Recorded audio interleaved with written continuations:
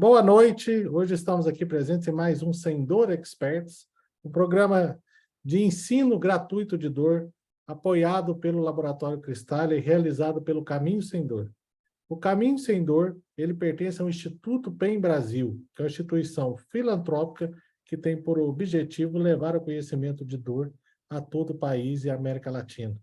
O Instituto PEN Brasil, ele faz parte do grupo Simpem, né? O professor Paulo Renato poderia explicar melhor depois sobre o Instituto PEN Brasil ao final da aula.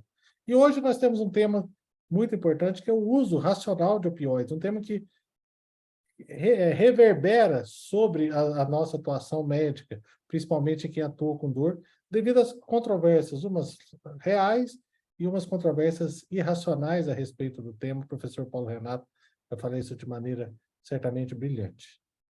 Mais uma vez, agradeço ao Laboratório Cristália pelo presente apoio, né? Nós chegamos aqui na 31ª aula do Sem Dor Experts. Semana que vem nós teremos aula também com o professor... Também teremos aula também com o professor Paulo Renato, onde ele vai falar de procedimentos intervencionistas da dor em pacientes oncológicos, e a gente encerra essa série de dor no câncer. E depois a gente tem um break no Sem Dor Expert de 1 ou 2 semanas, e nós entramos numa série sobre dor em pacientes ortopédicos, ou seja, dor músculo-esquelética. E terminamos o nosso projeto Sem Dor Expert em 2023. Professor Paulo Renato, seja bem-vindo. A palavra é toda sua. Lembrando que, ao final da aula, a gente está à disposição para responder as perguntas. Obrigado, Carlos. Mais uma vez, a honra estar presente aqui num projeto que é tão incrível, né, cara? Oferecer conhecimento de forma gratuita, né, para uma comunidade ampla de pessoas interessadas no assunto. Vocês estão vendo bem a minha tela? Estou compartilhando a minha tela. Está vendo, Carlos? Eu não estou vendo. Não apareceu, não. Não? E para mim está sendo compartilhado. Eu vou tentar aqui, tá?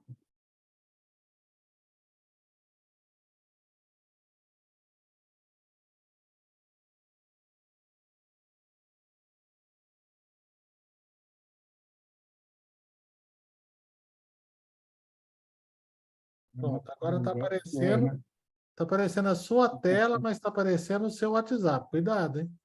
Olha lá, hein, cara. Você vai ler aí. Aí, Agora agora foi, sim. né? Foi. Deixa eu arrumar o modo de apresentação aqui. Apareceu, né? Perfeitamente, professor. Professor Carlos, então, a todos muito obrigado aí pela oportunidade.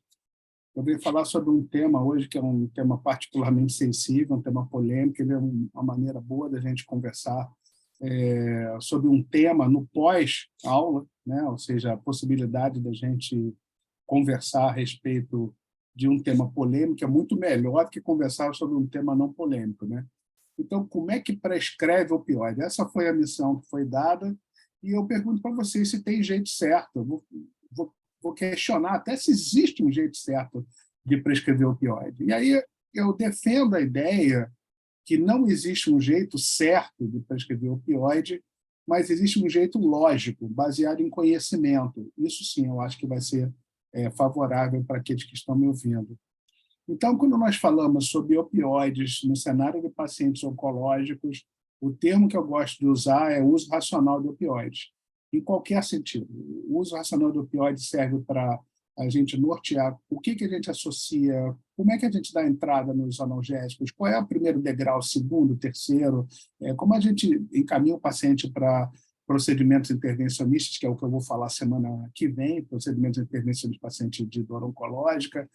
Então, são muitos aspectos, né? Então, quando nós falamos sobre câncer, dá uma olhadinha aqui nessa referência, que é uma referência que ficou muito famosa, foi publicada no Lancet há mais de 10 anos atrás, de 2011, mas ela reflete exatamente o que está acontecendo. Ou seja, assim como no colo retal, no tumor coloretal, como também no tumor de mama, no câncer de mama, a incidência no mundo inteiro aumenta. Só que a mortalidade cai quase que na mesma velocidade em que a incidência aumenta. O que acontece, então? Nós estamos gerando uma legião de sobreviventes. E nessa legião de sobreviventes, será que a gente vai ter mais pacientes com dores crônicas? Será que os novos tratamentos com imunobiológicos, os novos tratamentos com terapias-alvos, as novas qualidades de cirurgias vão mudar o cenário das dores crônicas relacionadas aos pacientes oncológicos? Vamos falar, então, só para dar uma lembradinha da boa e velha definição de dor da nossa Sociedade Mundial para Estudo da Dor, que foi revisada de 1979, olha só, foi muito tempo sem revisão, até 2021, quando ela foi revisada e ela foi traduzida para o português pela Sociedade Brasileira para Estudo da Dor, e o grande diferencial desta definição é que ela é pessoal.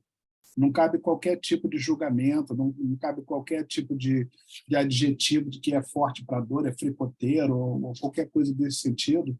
Então, o que a gente tem que fazer é respeitar o quanto aquela dor é importante para aquele paciente. Dentro do cenário oncológico, entenda que oncologia é quase que sinônimo de sofrimento. Então, a dor é um dos pilares do sofrimento do paciente de câncer. Existe um sofrimento da fraqueza, da fadiga, da anorexia, da xerostomia, da sensação de finitude, da presença de uma doença ameaçadora. A família adoece. Então, quando a gente fala sobre medicar um paciente, que é a nossa proposta de hoje, vamos contextualizar que esse é o nosso paciente, não é um paciente só que tem dor oncológica e vai receber opioide. Não é tão simples assim. Isso requer algum tipo de pensamento. Dá uma olhada, a última vez que eu estive na Europa para um encontro da Comunidade Europeia sobre dor, que seria o segmento europeu da IASP, eles falavam que 90% a 95% dos pacientes a gente controla com remédio. Boa parte desse controle com remédio acontece com opioides, mas de 5% a 10%, dependendo do tumor, dependendo da fase da doença, vamos precisar de alguma coisa que vai além disso, que vai além do remédio, que são as técnicas intervencionistas, tema da semana que vem. E como a gente tem um novo cenário, que os pacientes estão vivendo mais, estão tendo sobrevida mais longa, e estão tendo complicações diferentes, que hoje se transplanta mais, se faz mais terapia-alvo, essas complicações com os novos fármacos, que a indústria oncológica, a farmacologia oncológica, ela é muito vibrante, ela lança produtos para aumentar 3, 4 meses a sobrevida do paciente, a um preço muito alto. Existe um grande interesse financeiro e comercial no estudo do paciente de câncer. Então, essa realidade ela é muito mutante no curto prazo. Então, quando nós entendemos esse cenário do nosso paciente, existe um desafio, que é no mínimo para a próxima década. Se eu desse essa aula 10 anos atrás, eu diria que é um desafio para a década que nós estamos. Mas, como eu estou dando aula em 23, é um desafio para a década de até 33. Essa é a minha ideia. Então, como é que a gente garante isso? Como é que a gente pode pensar que seria o caminho que vai levar ao sucesso? É o equilíbrio. E isso não é novidade, eu acho que esse slide é até desnecessário, porque eu entendo que equilíbrio é a base do bom agente de saúde, né? Ou seja, o equilíbrio, o discernimento, a calma, o conteúdo científico que ele detém é o que dá a possibilidade dele ter calma frente às situações, analisar com mais critério. Agora, nós sabemos que o sistema é perverso. Então, quem trabalha no SUS, na saúde suplementar, atende um monte de gente, cara, a gente às vezes não tem esse tempo. Então, o equilíbrio, às vezes, não é possível porque a gente não teve tempo suficiente para a gente atender o nosso paciente. E quando nós olhamos sobre como tratar o paciente, cara, tem um montão de família de remédios que são analgésicos, a família dos analgésicos, antitérmicos, anti-inflamatórios, e outras famílias que estão divididas em remédios para epilepsia, anticonvulsivantes, remédios para depressão, antidepressivos, que não estão classificados efetivamente como analgésicos, nós sabemos que assim o são, dependendo do fenótipo de dor, como é a dor do nosso paciente. Então, pesar a mão num segmento desse, eu gosto de fazer analogia com o jogo de xadrez. Quem é que ganha um jogo de xadrez? É aquele que sabe como as peças movimentam. Faço uma analogia com o balconista de farmácia, que ele sabe como as peças se movimentam, mas ele não tem uma estratégia clara de jogo, ele não tem a qualificação que nós temos como prescritores para entender qual é o melhor movimento que eu faço agora, se é opioide, benzodiazepina, se ela precisa de alguma coisa para dormir, que não é analgésico, mas se ela não dorme, ela não tem qualidade de sono, ela não tem qualidade de sono, ela não tem como melhorar a dor, ou seja, a estratégia. A estratégia é importante. Dentro da estratégia, os opioides estão aí, cara. Não tem como negar isso. Isso é claro. A gente não tem, neste momento, como abrir mão dos opioides. Então, a gente tem que saber como prescrever de uma forma cada vez mais cientificista e mais segura. Então, quando a gente fala da escada analgésica do OMS, queria lembrar para vocês qual é a escada analgésica do OMS. Veja bem que é uma escada, não é uma escala. Eu vejo, às vezes, as pessoas confundindo isso. É uma escadinha mesmo. Essa escadinha tem 3 degraus. E essa escada foi descrita em 1986, o ano que eu me formei. Em 1986, foi o primeiro grande guideline emitido pela Organização Mundial de Saúde, a OMS, falando a respeito de um tema muito específico sobre o tratamento da dor no câncer com opioide. Ponto. Para isso foi feita essa escada. E essa escada, como ser um grande primeiro guideline, ela ganhou uma notoriedade enorme. Muito equivocadamente, a gente começou a trazer esta realidade da escada analgésica para o cenário de dor aguda e crônica de um modo geral. E ela se tornou uma escada tão popular, e essa escada, pela sua popularidade, ela deu uma arrumada na casa. Sabe? Ela deu uma melhorada nas condições que a gente tinha em 1986, há 37 anos atrás. Então, hoje, se a gente fosse fazer uma avaliação sobre a escada, eu tenho uma aula só sobre a escada analgésica do OMS, que, inclusive, o doutor Carlos Marcelo tenta fazer uma revisão dessa escada com sugestões próprias do serviço dele, do nosso grupo, embasando aquilo que seria uma alternativa a essa escada, mas ela é uma escada que foi descrita em 3 degraus, em que tem um degrau inicial, um intermediário e um mais acima. Qual é a diferença dos degraus? Todos 3 têm tudo. Todos 3 têm analgésicos, têm maneiras com outros adjuvantes, fisioterapia, mas o segundo degrau coloca uma pitada de um opioide, que a gente chama de opioide fraco. Isso não é um conceito de potência. O opioide fraco é aquele que tem uma dose teto, uma dose limitante, que a partir daquele momento só aumenta o efeito colateral, não aumenta a potência analgésica. E existe um degrau mais acima, o terceiro e o último degrau, feito pela Organização Mundial de Saúde, em que entram os chamados opioides fortes. Novamente, não é um conceito de potência, não é um conceito que a dose teto existe, mas ela é tão alta que a gente desconsidera. Em outras palavras, eu posso ir aumentando a dose. Quanto mais eu aumentar a dose, maior será o efeito analgésico e também os efeitos colaterais. No degrau do meio, só precisa decorar 2, codeína e tramadol, que é o degrau intermediário. São os únicos 2 opioides que nós chamamos de fraco no Brasil, que tem dose teto, a codeína, dependendo da referência, entre 240 a 380 miligramas ao dia, mais do que isso não adianta muito mais, e tramadol, que a dose teto seria 400 miligramas ao dia. No degrau vai estar todo mundo o resto: oxicodona, metadona, fentanil, buprenorfina e assim vai. Então, quando nós falamos num conceito de dor aguda, a gente pensa em fazer um opioide forte. O opioide é aquele que a gente pode fazer parenteral numa dose mais generosa, que o cara vai ter controle. Se mesmo assim, no momento da alta, da dor aguda, ele não tiver controlado, a gente pode passar por um outro produto, que é um opioide fraco, para depois retirar completamente. Isso é uma regra da Organização Mundial de Saúde de 37 anos atrás. Cabe aqui um montão de crítica. Já no paciente de dor crônica, a gente é muito mais parcimonioso.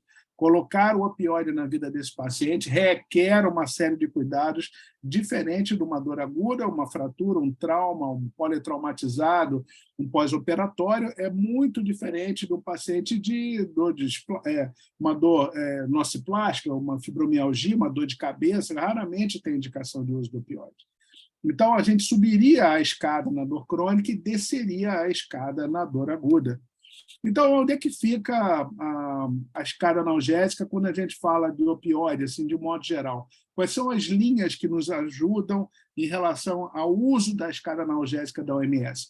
Vamos fazer uma revisão dela? Então, ela é de 1986, ainda não teve revisão. É um medicamento de cada degrau, de uma categoria, ou seja, não prevê associações. Por exemplo, a associação do próprio tramadol. Quem resgata com tramadol, né, no segundo degrau? Quem resgata com codeína no segundo degrau? Será que eu posso dar os 2 ao mesmo tempo? E no terceiro degrau, qual o remédio que resgata? É morfina? É fentanil? Então, a gente não tem clareza nesse sentido. Nós não falamos sobre associações de opioides, que é uma realidade hoje. Nós fazemos mais de um opioide para breakthrough pain, para analgésico de resgate, uma série de situações específicas, que a gente pode falar um pouco mais à frente. E a gente, basicamente, fala da classe, opioide fraco, opioide forte. Só. Ela é bem simplista e talvez por isso ela seja tão boa, ainda é tão boa, né? Então, ela não leva em consideração o fenótipo de dor. Vamos dar um exemplo. Paciente com uma neuropatia periférica pós-quimioterapia, basicamente ele tem dor neuropática. E quando ele tem dor neuropática, é a primeira linha opioide? Não é. Não é. E ele tem câncer, ele está com uma dor considerada forte, ou seja, para o 3º degrau, escala numérica verbal acima de 7, é descritor com uma dor forte, tem indicação de opioide forte por essa definição, mas o remédio não é a primeira linha. Veja bem. Então, a escala analgésica cabe em várias considerações, inclusive propostas de revisão. Essa proposta de revisão que eu vou colocar agora, ela é uma proposta que já é muito aceita e praticada na oncologia das crianças. Então, foi suprimido o 2º degrau, ou seja, a gente desconsidera para as crianças o opioide fraco, codeína e tramadol, é off-label para uso nas crianças, e nós já partimos para opioides fortes em dose baixinha. E será que isso não é uma boa estratégia, de um modo geral, nos pacientes de câncer? Será que isso vai ficar restrito às crianças? Cabe aqui o nosso questionamento. Hoje, o que nós temos é a escadinha de 3 degraus e passa aí por uma série de críticas. Então, quando a gente já entendeu que existe a escada, que a gente deve usar esse guideline, que é o que ainda está validado, é o que ainda cai na prova, é o que ainda exigiria exames, existem alguns princípios gerais para o tratamento do câncer, da dor no câncer, ou seja, dá sempre preferência pela boca, a via oral sempre é a primeira via. Não pensa numa via transdérmica como sendo a primeira opção. Por que não deve ser a primeira opção? Porque é mais difícil a automedicação, é difícil colar o adesivo nas costas, não está previsto uma medicação de resgate. Quando você dá na boca, é a maneira mais natural de tomar remédio pela boca, desde criança. Você já foi treinado a usar o remédio pela boca. É mais fácil para o cuidador, é mais fácil para a família, é mais fácil ter um analgésico de resgate. Pelo relógio. Qual é o relógio? O relógio farmacocinético, ou seja, nós sabemos que uma morfina de uso regular ela dura em torno de 4 horas, codeína em torno de 4 horas, metadona pode variar de 8 a 72 horas. Então, esse relógio é um relógio altamente complicado de ser marcado, sabe? A gente, dependendo do rim, dependendo do fígado, é aceitável você fazer uma morfina de 8 em 8. Você vê uma prescrição dessa e você vai falar, cara, o cara não sabe nada de morfina, que morfina dura 4 horas. Sim, mas você não sabe a excreção renal, você não sabe como esse cara metaboliza, qual é o grau de insuficiência renal e hepática que ele tem. E existe algumas coisas que é o 4º item que eu estou colocando aqui, que é o indivíduo. Então, eu não vou ter tempo para falar sobre os múltiplos polimorfismos dos opioides, que as pessoas respondem diferente, de uma maneira mais rápida ou mais lenta. Algumas têm a enzima que converte a codeína em morfina, outras não têm. Tramadol é uma prodroga, também precisa ser metabolizado. Você tem um monte de questões para justificar que, embora seja pelo relógio, embora seja pela escada, e você está dando pela boca, o indivíduo é o mais importante, ou seja, titular a dose para aquela pessoa, do jeito para aquela pessoa. O uso dos adjuvantes é muito importante, especialmente quando a gente tem um cenário em que a gente quer, entre aspas, poupar opioide, ou seja, nem sempre é a primeira coisa que a gente pensa em coisas mais simples, analgésicos anti-inflamatórios, analgésicos antitérmicos, pensa em usar para os cenários de dor neuropática medicamentos de primeira linha para dor neuropática, antidepressivos tricíclicos, duais e gabapentinoides, antes de você ir para os opioides. Pensa na cannabis como uma alternativa, produtos derivados da cannabis, pensa nos procedimentos intervencionistas simples, de beira de leito, guiado por ultrassom, guiado pela anatomia, isso pode ser muito interessante. E atenção ao detalhe, como esse paciente recebe o remédio, quem que paga, quem faz a planilha, quem controla, ele tem dinheiro, não tem dinheiro, a via oral está pérvia, não está, ele está usando outro remédio? Ou seja, quando a gente fala sobre segurança ou não segurança do uso de opioide, isoladamente é moleza. Eu quero saber quando tem neuroléptico, benzodiazepínico, antidepressivo, anticonvulsivante. Olha, antipsicótico. Então, os velhinhos estão tomando um monte de coisa ao mesmo tempo, nossos doentes estão tomando um monte de coisa ao mesmo tempo, e entenda que se tiver um paciente seu, você que está me ouvindo aí, um paciente seu que está tomando mais de 3 remédios ao mesmo tempo, que é uma prática do dia a dia, é 100% de chance de interação medicamentosa, que pode ser ou não sintomática. Pode ser ou não sintomática, mas haverá interação entre os remédios. Vamos melhorar, então, um pouquinho mais esses princípios gerais? Vamos. Então, o fenótipo de dor é muito importante. Como é a dor desse paciente? Entenda a farmacocinética e a farmacodinâmica do remédio, mas não esqueça que as pessoas são diferentes umas das outras. Às vezes, os efeitos colaterais são piores do que a própria dor. Não é raro você ouvir, doutor Paulo, para ficar com esse cocô preso e ficar tonto desse jeito, e ficar sonolento, e ficar inútil, eu prefiro sentir a minha dor. Então, isso geralmente é um medicamento que você deve fazer uma rotação, é uma dose inadequada, um aprazamento inadequado, ou seja, esse paciente evoluiu com doença, piorou a função renal, então o indivíduo é sempre o mais importante, né? 90% ou mais a gente controla com remédio. Se não controlar, a gente tem intervenção. Não coloca os produtos à base de cannabis no final da fila, ou seja, na dor refratária, quando não tem mais jeito, o cara já parou o tratamento, aí alguém pensa em cannabis, né? Essa é a realidade hoje. O cara chega, cara, um PPS de 2 meses de vida, o que você acha da cannabis? Cara, eu acho que cannabis, nesse momento, pode ajudar em alguns sintomas, na ansiedade, no sono, na anorexia, no vômito, na náusea, num monte de situação, mas, cara, não vamos tirar a metadona, a morfina, não vai perder a indicação de intervenção. Então, são situações que não podem colocar para a cannabis tanta expectativa como sendo uma última linha. Não é a última linha, ela pode ser usada em formas mais precoces. E não esqueça que dentro do SUS, nós temos hoje 29 práticas integrativas e complementares da saúde, que é olhar esse paciente como um todo, olhar de uma forma integrativa, olhar de uma forma, não exclusivamente estamos tratando uma doença, estamos tratando um tumor, nós estamos tratando uma pessoa, e essa pessoa pode ser muito beneficiada com técnicas de meditação, acupuntura, massoterapia, shiatsu e outras tantas que estão descritas que ele tem direito no SUS.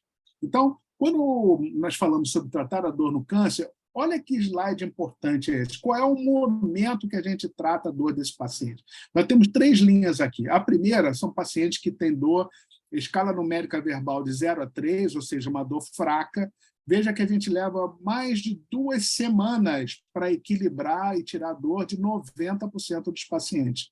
Se esse paciente já chegar com uma escala intermediária de 4 a 6, a gente vai levar mais tempo, a gente vai levar para atender 80% desses pacientes mais de 30 dias para poder equilibrar esse paciente. E se esse paciente tiver uma escala numérica verbal acima de 7, dor forte, nós vamos levar 1 mês e meio ou mais para poder equilibrar esse paciente.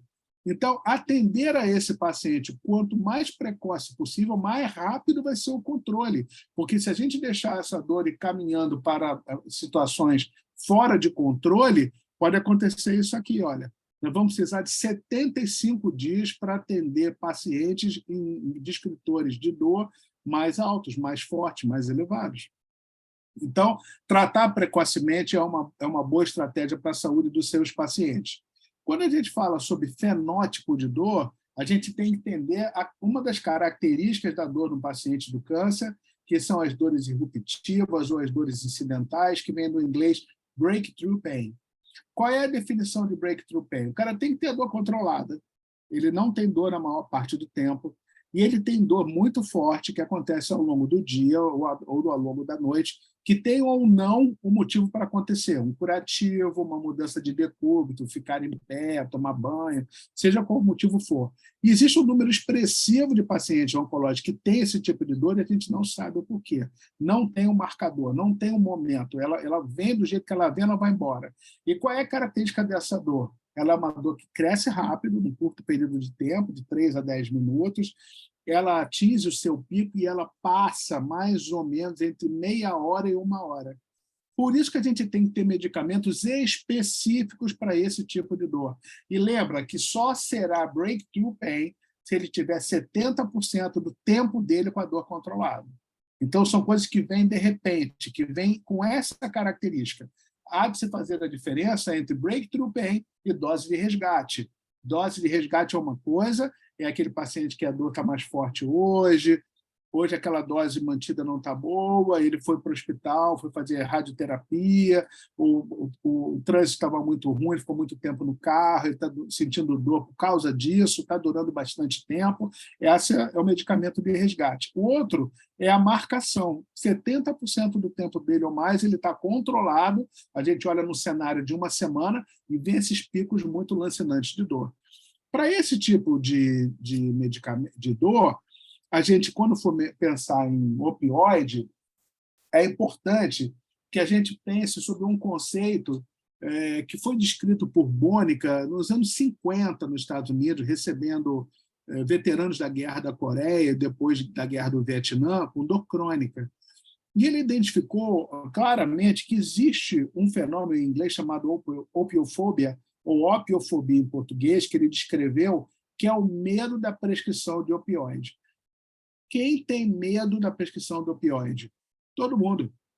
Eu tenho medo de prescrever, porque eu tenho medo do meu paciente ficar viciado, do meu paciente ter uma depressão respiratória, do meu paciente ter uma retenção urinária, uma constipação grave. A enfermeira que vai aplicar, o farmacêutico que vai dispensar. Agora, se coloca do outro lado, o paciente que vai tomar, a família que vai dar esse remédio para o paciente, todo mundo tem medo da opiofobia. De onde vem a opiofobia? A opiofobia vem da ignorância. Então, quanto mais ignorante a gente for sobre prescrever opioide de uma forma clara, responsável, cientificista, embasada, mais nós teremos opiofobia, ou seja, pânico de prescrever opioide, ou pior ainda, nós desconsideramos os riscos embutidos nessa classe farmacêutica, nessa família de analgésicos, e nós vamos ser opiofílicos, ou seja, vamos achar que opioide é para todo mundo. Foi o que aconteceu nos Estados Unidos. Nos Estados Unidos, veja bem, na administração Trump, foi lançado um alerta chamado crise de opioides, ou epidemia de opioides, que estava havendo um número absurdo de prescrições. Quem assistiu recentemente o filme Império da Dor, viu que existe um cenário que foi propício para isso acontecer. E quem foi endemoniado foi o opioide, poderia ter sido outra classe farmacêutica, mas foi o opioide. É fato, é verdade, tem que tomar cuidado mesmo. Você imagina se a gente lança uma série de televisão em que o mais brilhante dos brilhantes médicos americanos, o Dr. House, ele é um dependente de um opioide. Isso serviu para agravar o desentendimento entre a situação real e a situação que está na televisão.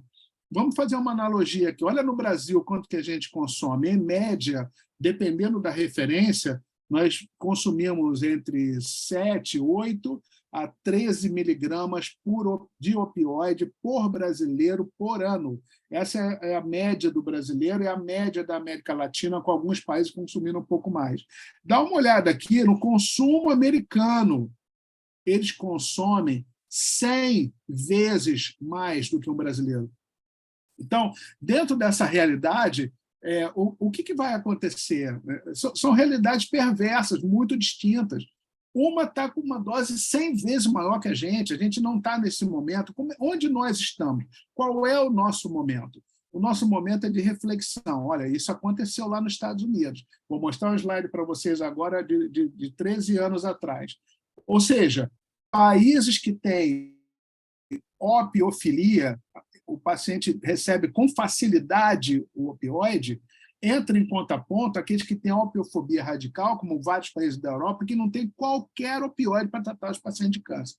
Então, onde está o certo? O certo está no meio desse pêndulo, está no equilíbrio, está na lógica, está no conhecimento, da divulgação de conteúdo. Então, não tem como fazer uma comparação hoje da realidade perversa americana de superprescrição e a realidade perversa brasileira de pouca prescrição. E eu vou dizer o porquê, vou mostrar números do SUS para embasar o que eu estou dizendo. Então, eu fiz a convite da mídia escrita, junto com outros grandes médicos brasileiros que são prescritores, que tratam pacientes de câncer, como o Dr. Ramon D'Angelo, e eu faço uma visão de que a realidade americana é diferente da realidade brasileira. A gente tem que ser muito parcimonioso quando a gente olha essa verdade. Mas não devemos esquecer do seguinte, esse é o slide mais importante da minha aula hoje. Olha só, quem escreveu esse slide aqui? Em 2010, a Organização Mundial de Saúde. Então, em 2010, a Organização Mundial de Saúde, ela dizia que os Estados Unidos da América, 13 anos depois, nós sabemos qual é a situação deles, eles tinham um consumo adequado de opioide. Adequado. Então, existem muitos erros que aconteceram, não de uma forma simples de ser analisada aqui. Deu opioide demais, os caras são doidão, vão ficar tudo doido lá. Não, não é isso, não. Porque quando a mesma Organização Mundial de Saúde fala do Brasil, ela diz que o consumo é muito baixo. Isso é verdade. Eu vou mostrar por que esses números são perversos e como a gente tem que ser cuidadoso em relação a isso. Eu tive a oportunidade de ser presidente da Sociedade Brasileira para Estudador, nosso anfitrião, Dr. Carlos Marcelo, é o presidente eleito para o biênio 2024-2025, e esse tema foi e será de muita importância ser falado exaustivamente dentro da nossa sociedade, porque é dali onde nascem os especialistas que essa distorção não deve acontecer, nem o extremo, nem o outro extremo. Então, vamos trabalhar com conhecimento para a gente entender o que a gente faz. Uma das opções que nós temos, que é o uso do fentanil oromucoso, ele é específico para breakthrough pain, né? Então, eu vou falar sobre fentanil oromucoso e vou falar um pouquinho mais sobre fentanil. O fentanil oromucoso ele é veiculado através de um pequeno comprimido de um blister individualizado. Esse medicamento permite uma automedicação, ele é colocado geralmente no cantinho da gengiva, entre a gengiva e a bochecha. Ele é um comprimidozinho efervescente, parece um mini Cebion. Ele faz uma mudança no pH, permite uma absorção muito rápida do fentanil. Então, ele é feito para receber o paciente que tem dor muito forte, de curta início e progressão muito rápido, e que vai durar pouco tempo. Esse é o fentanil oromucoso.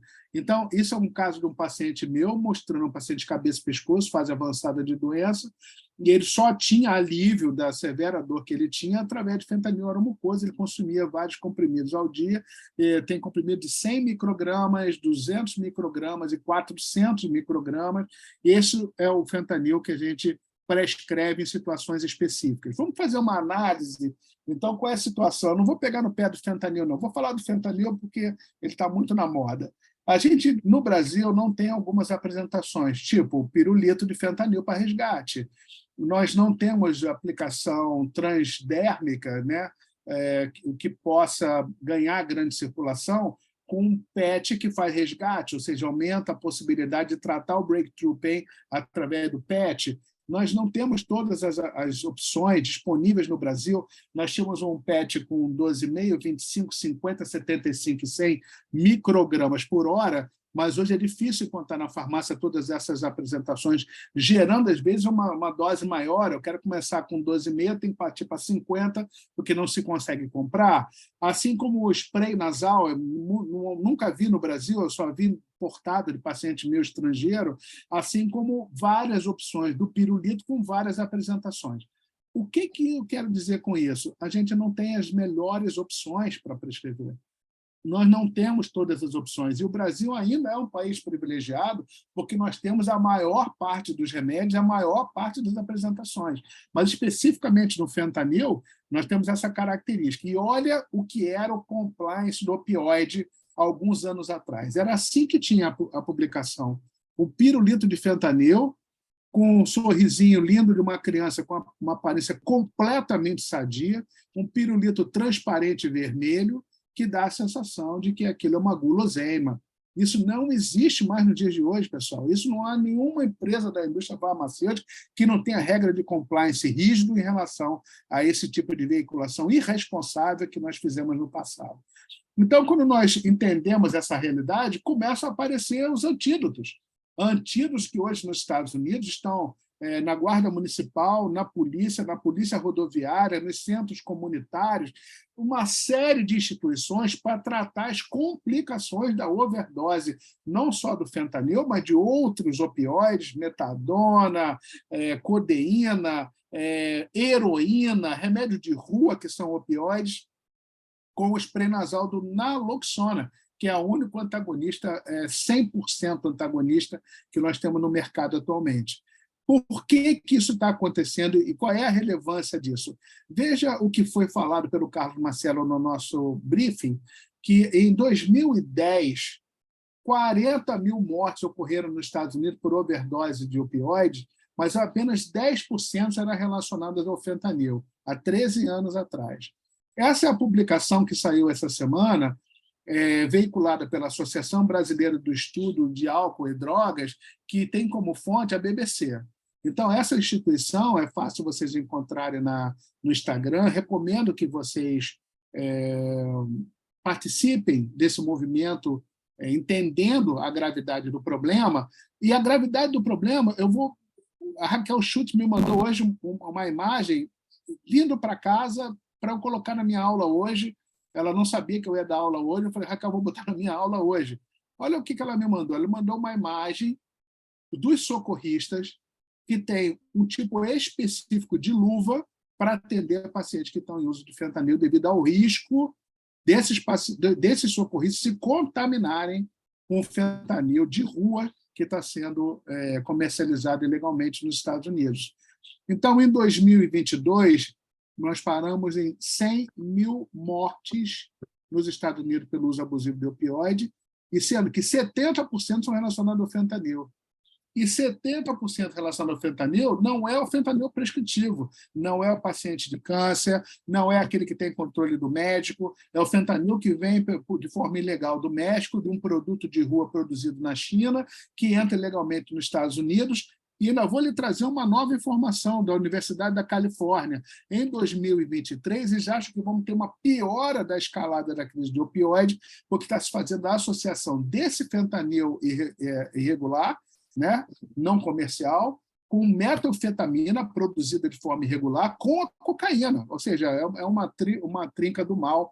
A gente ainda vai ver esse cenário piorar ao longo dos próximos anos. Então, é fundamental que você entenda, para você prescrever opioide com clareza e com segurança e responsabilidade, 4 definições arbitrárias que vão nortear a sua prescrição. Uma, qual é a diferença de vício para dependência física? No Fantástico, todos os viciados são dependentes físicos.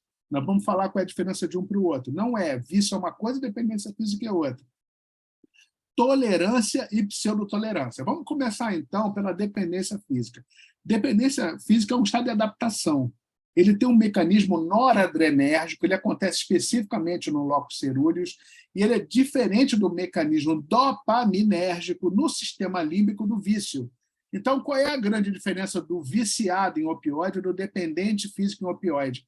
O uso compulsivo, o uso desnecessário, o uso irregular, o comportamento aberrante. Porque dependência física, corticoide faz, beta-bloqueador faz, benzodiazepínico faz, alfa-2 adrenérgico faz, antidepressivo faz, você não tira de estalo. Pega uma velha que toma 3 meses de clonazepam e tira o clonazepam dela, vê se ela dorme. Ela ficou a semana acordada. E ela é viciada? Não, ela é dependente física.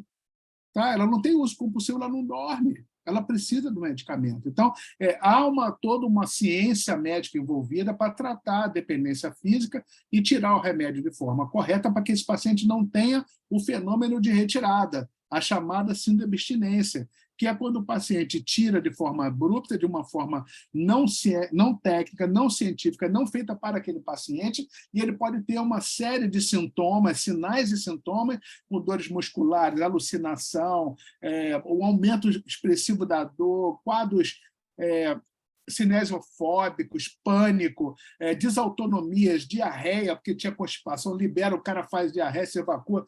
Olha, é um drama. Como é que faz isso? Só tira devagar.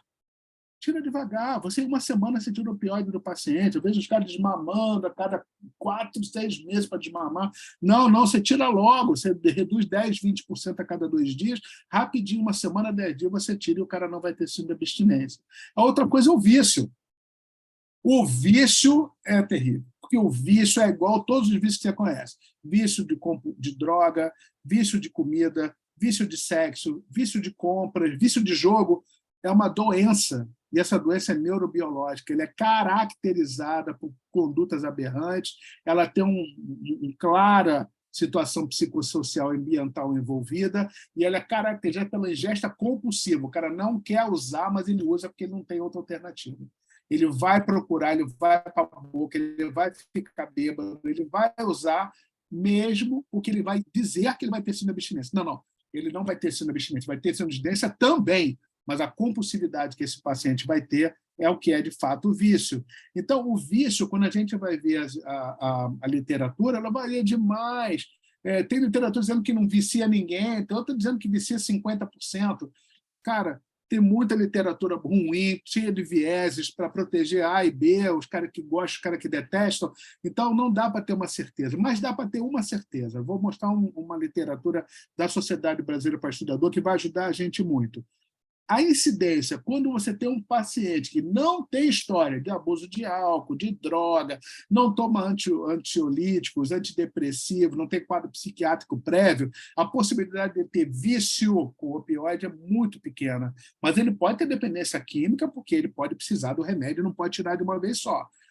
Então, para a gente entender o que é indício de vício, é o aumento muito rápido do intervalo das doses. O cara pede rapidinho para aumentar, isso não está dando certo, ele mesmo muda, ele começa a contar a história que perdeu a receita, o cachorro comeu, caiu na privada, choveu, venceu, o cara da farmácia, você deu 3 cartas, você só vendeu uma, tem a história da carochinha, ele tem um monte de visita ao pronto-socorro, ele passa a ser aquele cara conhecido do plantão de terça-feira, ele quer tomar meperidina na veia, ele não aceita outro remédio, ele dá problema, ele pressiona a equipe de saúde.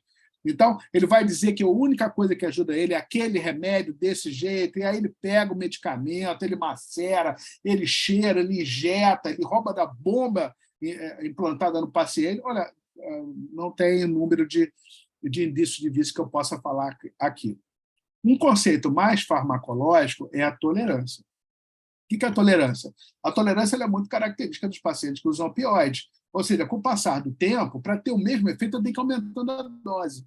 Né? Isso acontece em 15 dias, 2 meses? Não acontece, demora a acontecer isso. Então, a tolerância é um fenômeno relacionado ao medicamento. É aquele paciente que diz, doutor Paulo, estou achando que esse remédio está fraco para mim. Quando você ouvir essa queixa, olha, doutor Paulo, esse remédio está fraco para mim, ele era bom, mas não está ficando bom. Você vai ter que fazer um diagnóstico diferencial. Você vai pensar primeiro assim, esse cara está tendo tolerância ao meu remédio ou ele está tendo pseudotolerância? Qual é a diferença, Paulo? A pseudotolerância não tem nada a ver com remédio, tem a ver com a doença. Então, ele pode ter piorado da doença, ele pode ter uma outra doença, ele melhorou da dor e resolveu correr, resolveu andar, carregar a mochila, pegar o filho no colo, aumentou a atividade física, ou ele não tem compromisso com o tratamento, ele é um cara confuso, ele erra, uma velhinha, e ela erra o remédio, ela não toma na hora certa, ela é teimosa, a cuidadora não acende sobre ela, não consegue controlá-la. Ou seja, existe um monte de cenários sociais que podem justificar a pseudotolerância. Então, é muito importante diferenciar uma coisa da outra. Então, orientações gerais para usar opioide. Dá preferência pela boca, intervalos regulares, não esquece de deixar resgate. O efeito colateral mais comum e mais incapacitante não é depressão respiratória, não é tonteira, não é sonolência, é constipação intestinal. E entenda que a constipação intestinal ela não gera tolerância. Começou a tomar, vai ter constipação. E essa constipação, o cara não se acostuma e vai reverter. Não vai reverter. Vai ficar sempre com constipação. Em maior grau, menor grau, depende do remédio, depende da via, depende de uma série de coisas. Ele está hidratado, está bebendo água, fase da doença, tem um montão de coisas. Mas, em linhas gerais, esses pacientes vão ter complicações. E pode ser um efeito tão indesejável, ou pior, do que a própria dor. Então, a gente tem que avaliar se o controle analgésico está adequado e pensar não só se caiu de uma escala descritiva de 7 para 5, ou se a gente avalia como é que foi a performance desse paciente, não conseguia sentar e já senta, não levantava sozinho e senta, entrar e sair do carro, tomar banho em pé, não conseguia lavar a louça, as velhas falam muito sobre ele, não consigo lavar a louça. Então, usa esses exemplos para tentar saber se ele melhorou, sem perguntar números, né? A escala numérica, às vezes, é difícil para as pessoas. Para ninguém ficar em dúvida como é que trata isso, há 10 anos atrás, ou talvez um pouco mais, foi publicado, está liberado na internet, o Consenso Brasileiro de Constipação Intestinal Induzida por Opioides, um trabalho lindo da galera dos cuidados paliativos, foi publicado na Revista Brasileira de Cuidados Paliativos de 2009, para ser mais preciso, tem 12 anos, trabalho lindo, impecável, ali tem tudo que você precisa saber para tratar a constipação por opioide. Existem estratégias mais modernas que estão chegando no Brasil, que é a associação dos analgésicos com outros agentes analgésicos, ou seja, eu posso utilizar tramadol com paracetamol, com dipirona, oxicodona, com aspirina, com dipirona, e também para tratar a constipação, hoje tem uma associação da oxicodona com a naloxona.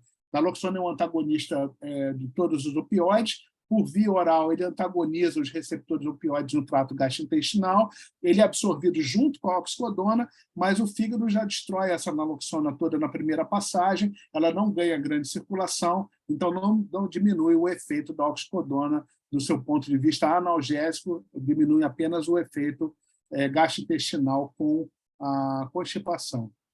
Quando que a gente troca de opioide? Eu vou colocar um slide aqui em que eu uso o termo rodízio, né? Eu assisti uma aula esse final de semana que rodízio remonta à churrascaria, né?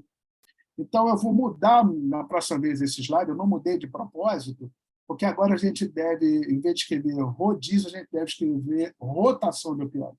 Ela é mais justa. Então, quando que a gente faz rotação de opioide? Várias razões. Uma delas é que ele perdeu a via de administração. O paciente tem um câncer de cabeça e pescoço, ele não consegue engolir, tem uma gastrostomia. Ou vice-versa, ele estava usando uma solução pela gastrostomia, foi revertida a gastrostomia, ele quer tomar um remédio pela boca, sem gosto, você pode dar uma cápsula, um comprimido, uma solução, pode mandar manipular com vários sabores, existem muitas alternativas, né? Ou apresentações que têm muitos remédios, então está tomando de morfina de 10 miligramas, e esse cara já está com 100, 150 miligramas ao dia, vamos rodar para uma apresentação com 30 ou 60 miligramas, que seja cronogramada, ou ele tem pouca resposta à morfina, ou à metadona, ou à oxicodona, ou à codeína, seja o que for, se esse paciente tem pouca resposta, é porque ele pode ser um mau respondedor, ele pode ser um metabolizador lento, um metabolizador rápido, ele pode ter muito efeito colateral, então vamos rodar esse opioide, vamos ver outra tentativa. E com isso a gente pode tentar o controle dos efeitos colaterais. Está com constipação demais? Vou te dar um opioide que tem essa característica, vou associar a outros analgésicos, vou trabalhar com os adjuvantes, ou seja, a gente tem uma série de situações. E uma que vai ser obrigado, que você não vai ter jeito, não tem um problema, não tem tolerância, não tem pseudotolerância, não tem nada, só que não tem para comprar. Olha só, nós já passamos por vários desabastecimentos no Brasil, de várias indústrias, com todos os opioides. Então, o paciente está bem, está controlado, ele toma um remédio A, está controlado, doutor Paulo, olha só, não estou conseguindo comprar. Aí liga para tem na farmácia do meu amigo aqui, o fulano, tem farmácia não sei aonde, liga para o cara do laboratório, doutor Paulo, realmente essa apresentação ela é importada, então nós estamos com dificuldade de abastecimento, nós só manda para a rede e tal, ou seja, você vai ter que rodar. Então, é importante que você saiba rodar. E para rodar, como é que você faz? Sempre que você for rodar um opioide, você pega aquele que você está dando e transforma em morfina. Ponto. É a única coisa que você tem que saber. Então, você tem tramadol, você quer passar para oxicodona, você transforma tramadol em morfina e morfina em oxicodona. A única coisa que você tem que saber é isso. Mais nada. O resto é decoreba. O que acontece? Existem tabelas, que eu sou da época que a gente guardava no black bookzinho, qual era a dose equianalgésica de cada um dos opioides, em cada via, oral, injetável e assim por diante. E a gente fazia essa conta. Quanto 10 miligramas de morfina equivale a metadona? Aí fazia essa continha e convertia. Como é que a gente faz isso? A gente vai do mesmo jeito. Só que hoje a gente tem alguns aplicativos na internet, fácil de baixar, são públicos, que você faz essa conversão. fez a conversão do opioide que você quer para a morfina, da morfina para o opioide antigo, você fez essa conta, que é a única coisa que tem que saber, e não precisa decorar, porque tem tabelinha para isso, você, no opioide novo, você diminui a dose. Você não dá a dose equipotente, você dá uma dose menor, 30% menor ou 50% menor. Não decora, entende por que você tem que fazer isso. Imagina que você tem os receptores Mi, que são subdivididos em Mi1, Mi2, assim por diante, Mi, sigma, kappa, delta e epsilon. Já são 5 famílias de receptores de opioides, cada um com subtipo, cada um dentro do subtipo com localizações diferentes no neuroeixo, no intestino, no músculo, no nervo e assim por diante, que pode haver um up-regulation, um down-regulation desses receptores que são expressos por estímulos genéticos que podem mudar ao longo da doença do nosso paciente. Então, eu tenho que fazer o quê? Quando eu dou um opioide novo, ele vai funcionar diferente nos receptores. Ele não vai ter o mesmo comportamento, a metadona não tem o mesmo comportamento com o receptor opioide que a morfina tem, nem a codeína, nem o tramadol, nem o fentanil, nem a buprenorfina, nem a oxicodona. Então, cada vez que eu mudo de um para outro, eu fiz a conta, eu mudo metadona para morfina, morfina para oxicodona.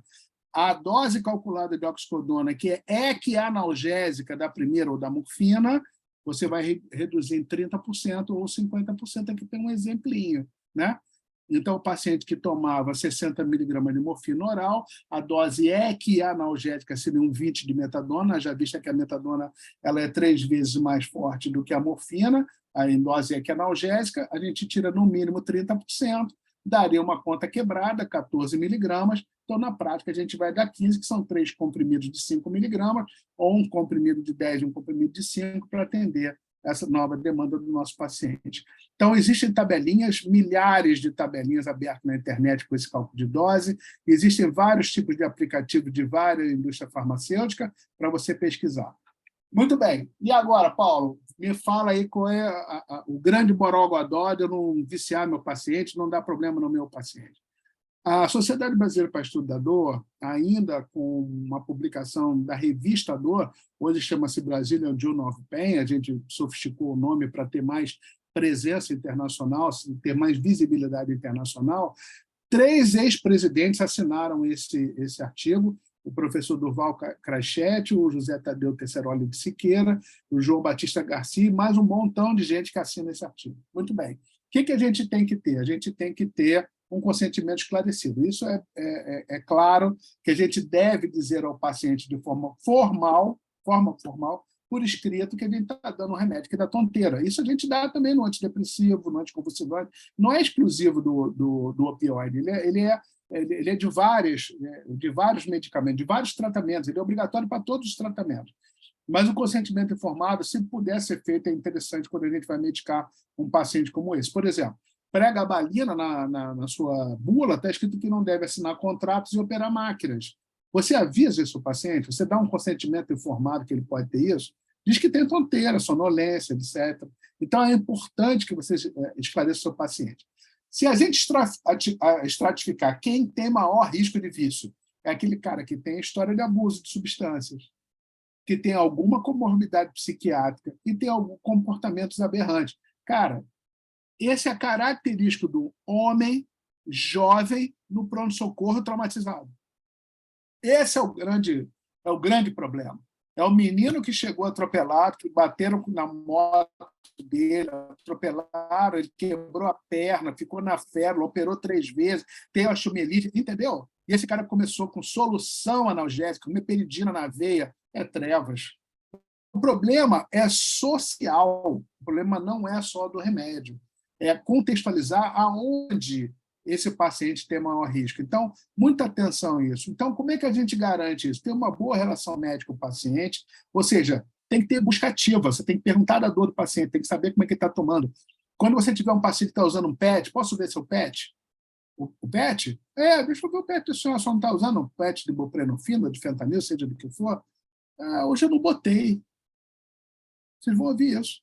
Não, é que eu vim aqui e já acabou, tem 10 dias, aí eu vim aqui, não quis comprar, está caro esse remédio, né? Então eu não botei. Ou quando você olha, eu tenho uma sequência de slides com os locais grudados ou totalmente off-label. Tem um paciente meu que é médico, que está precisando de opioide, e ele estava usando debaixo da cueca, porque ele tem vergonha de usar opioide e ele tira a roupa no centro cirúrgico. Então, ele usa debaixo da cueca, é completamente off-label. Eu tenho um slide agora que foi colocado num grande hospital do Rio de Janeiro, um PET de buprenorfina num ombro e o outro na bunda.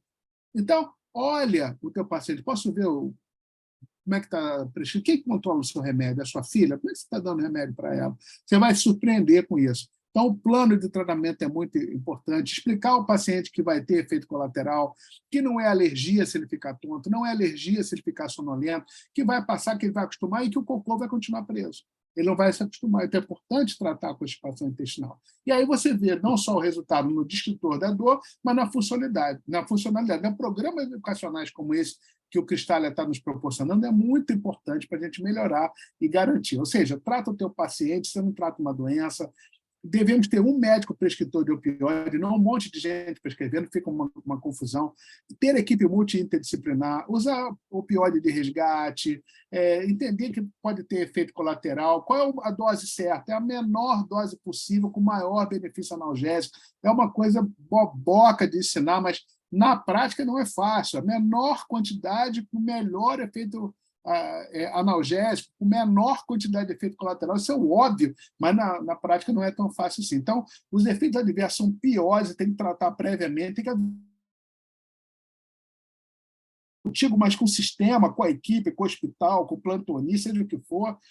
Fica de olho nos componentes aberrantes. Se você supor que esse paciente está com um comportamento aberrante, que ele está caminhando para vício, chama imediatamente a saúde mental para ajudar. E para que isso não ocorra, que não tenha assim abstinência, é só diminuir de forma gradual e educar bem o seu paciente em relação ao remédio. Então, a minha mensagem de hoje é: analgésicos são adequados ao fenótipo de dor do seu paciente. O padrão de intensidade muda muito frequentemente, especialmente o paciente de câncer.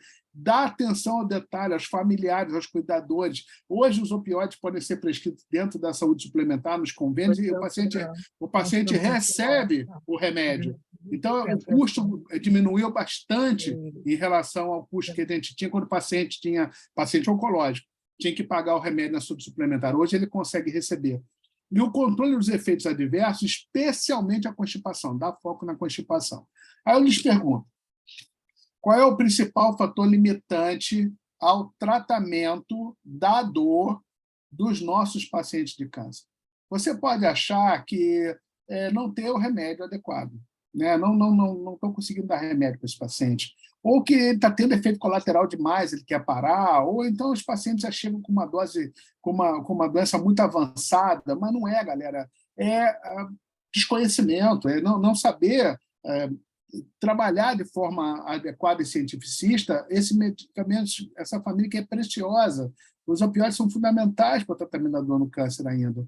Então, vamos tentar dar uma arrumada nisso. O NCCN, o National Comprehensive Cancer Network, é um guideline aberto na internet. A versão 2022, 2023, você a consegue acessar com facilidade. Ele já vem com um guideline que tem nada mais, nada menos de 96 páginas falando sobre o tratamento da dor no câncer, ou seja, não é uma coisa que a gente fala numa aula de 1 hora, mas essa base que você sair daqui vai permitir que você aprofunde seus conhecimentos. Semana que vem nós vamos falar também desse mesmo NCCN para os procedimentos intervencionistas. Vamos sair dessa mundo ideal americano, NCCN, guideline internacional, os oncologistas amam o NCCN. Vamos botar o pé na terra e vamos falar sobre o PCDT, que é o Protocolo Clínico de Diretrizes Terapêuticas da Dor Crônica no Brasil, que foi escrito em 2012 e até o ano de 2021 ele nunca foi atualizado. Passou por um processo de atualização e hoje nós sabemos que dentro do SUS nós temos esses medicamentos. São 4 analgésicos anti-inflamatórios antitérmicos, ácido acetilsalicílico, dipirona, paracetamol e ibuprofeno. 3 opioides para levar para casa pela boca, morfina, metadona e codeína. Nós temos 3 antidepressivos, todos 3 são tricíclicos, amitriptilina, clomipramina e nortriptilina.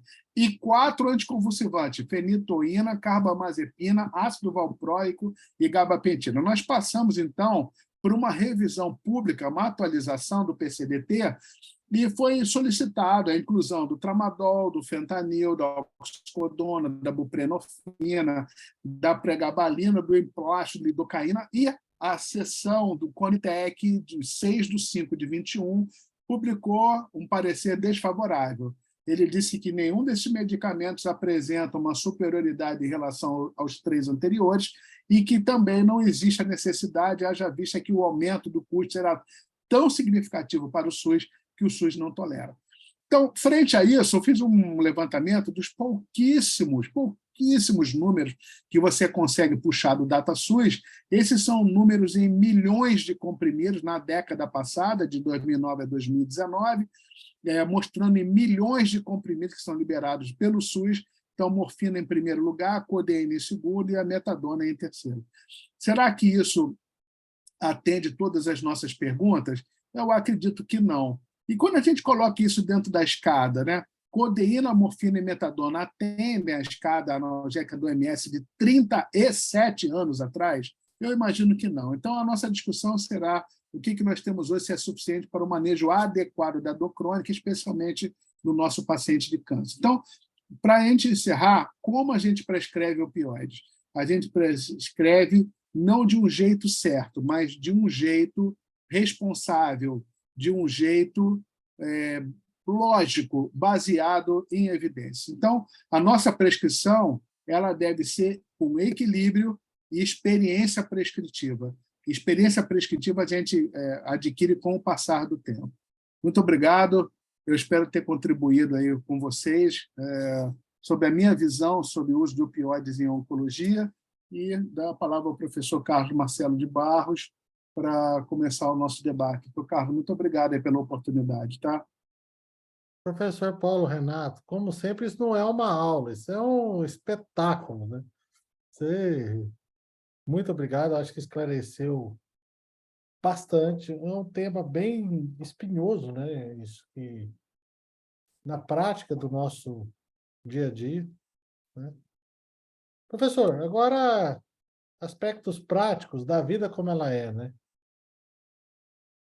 Paciente que já faz uso de opioide, né?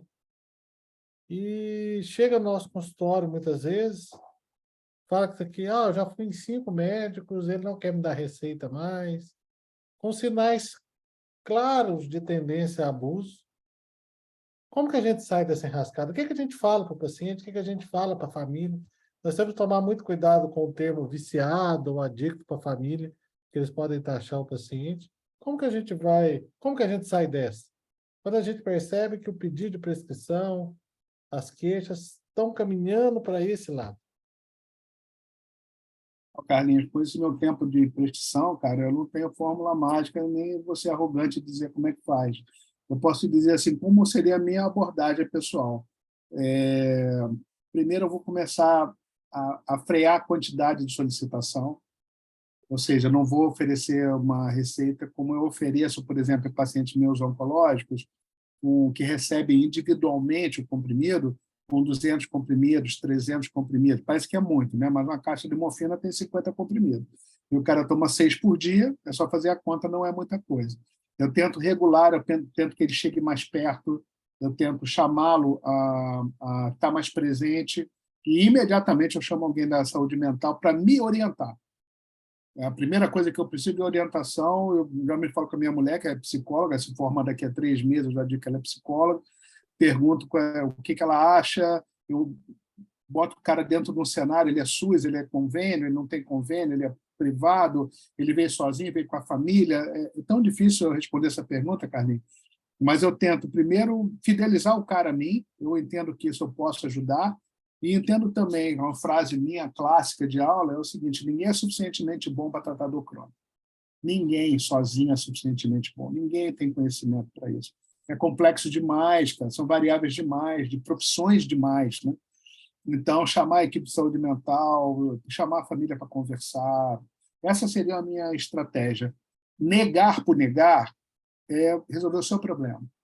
É dizer que ninguém mais quer dar o remédio para o cara. E o cara está desesperado. Ou ele está desesperado porque ele está em pseudotolerância e a doença dele progrediu, ou, de fato, ele está viciado, ele está usando de forma compulsiva, é diferente, né?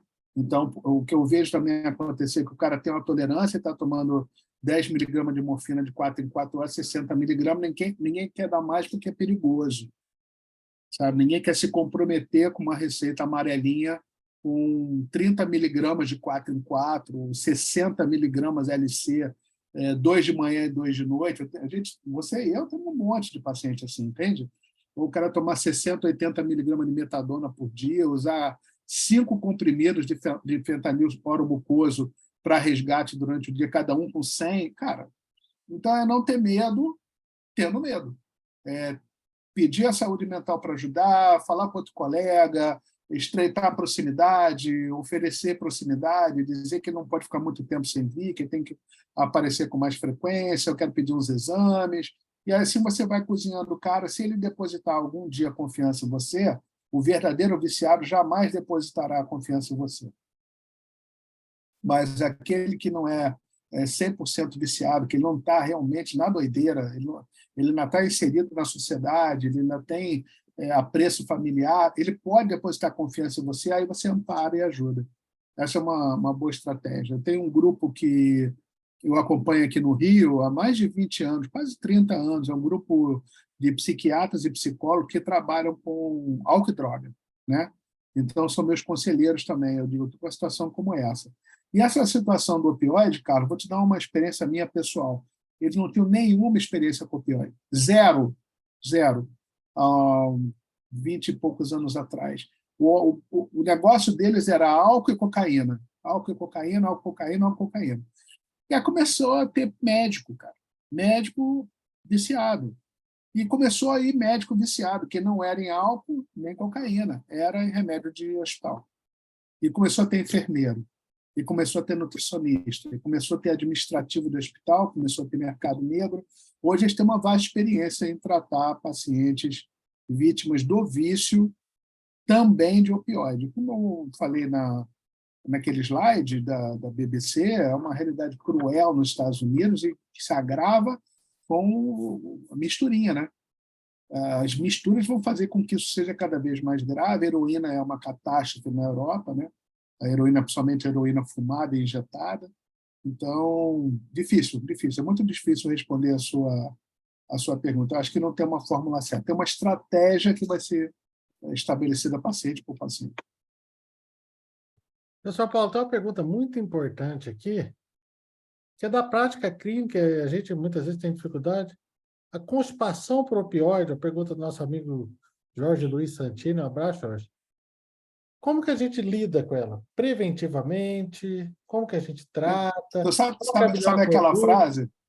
Aquela frase, a mão que prescreve o opioide, a mão que prescreve o laxativo. Cara, eu não sou tão rigoroso nisso. Eu não sou tão rigoroso assim, mas eu alerto o paciente que tem uma grande chance de ficar constipado e que existem muitas coisas que se faz antes de dar um laxativo. Antes de dar um laxativo, você dá feriado de opioide, você muda a apresentação, você manda beber água.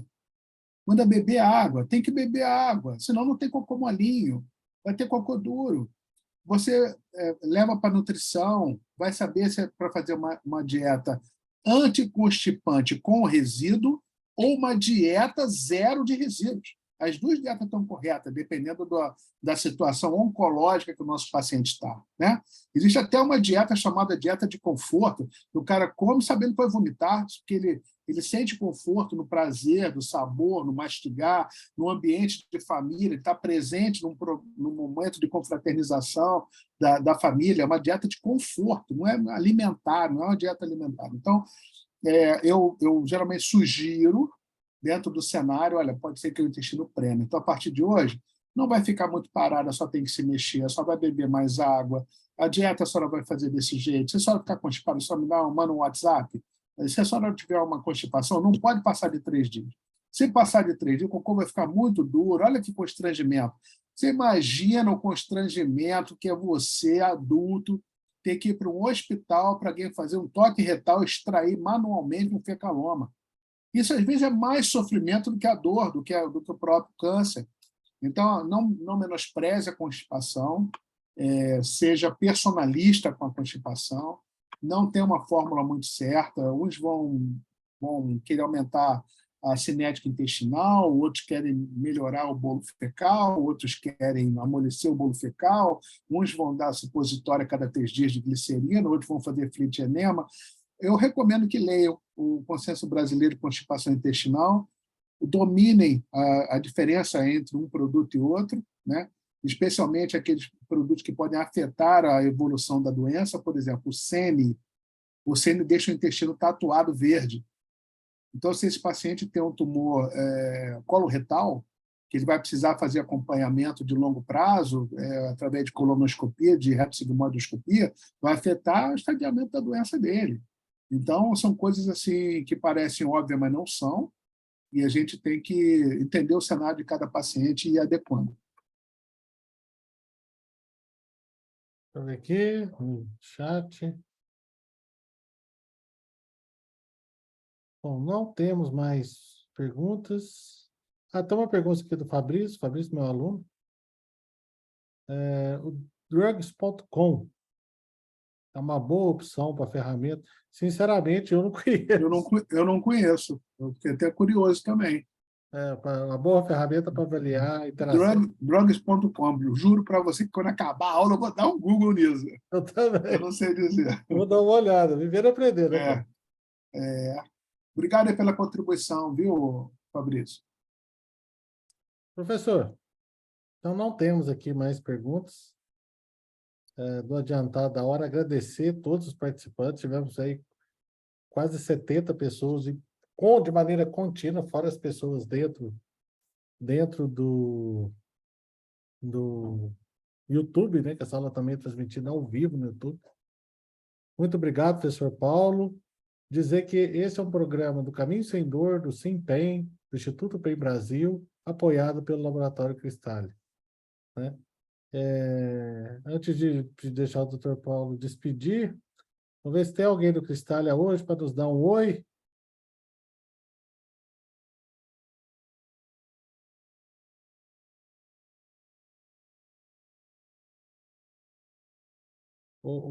Hoje eu deixei o som ativado, nem peça não tem som desativado, não.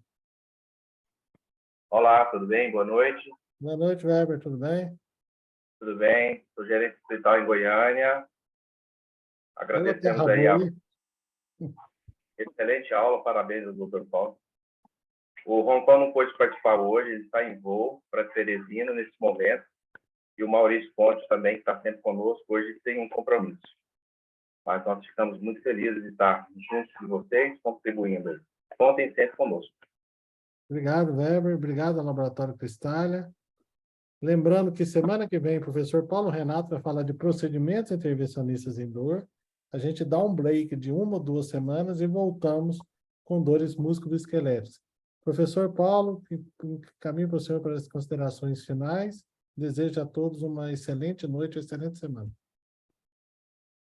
Minhas considerações finais, Carlos, é que existem poucos pacientes que te trazem tanta felicidade de aliviar o sofrimento quanto os pacientes oncológicos. Existem poucos pacientes que aceitam tanto as suas sugestões quanto o paciente que sofre de uma doença ameaçadora de vida, como é o câncer. E a gente pode pensar que trabalhar com câncer é muito triste, né? É triste.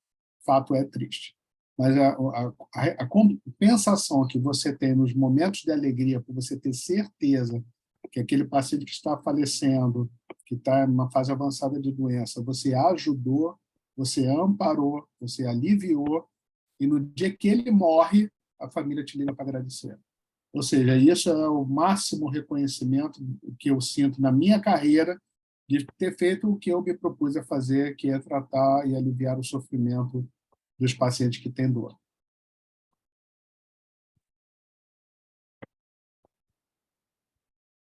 Um abração para vocês. Professor Paulo, até semana que vem com procedimentos intervencionistas. Uma excelente semana a todos. Obrigado, Weber. Obrigado, Cristália. E vamos com fé. Um abração, pessoal. Obrigado por tudo. Boa noite a todos.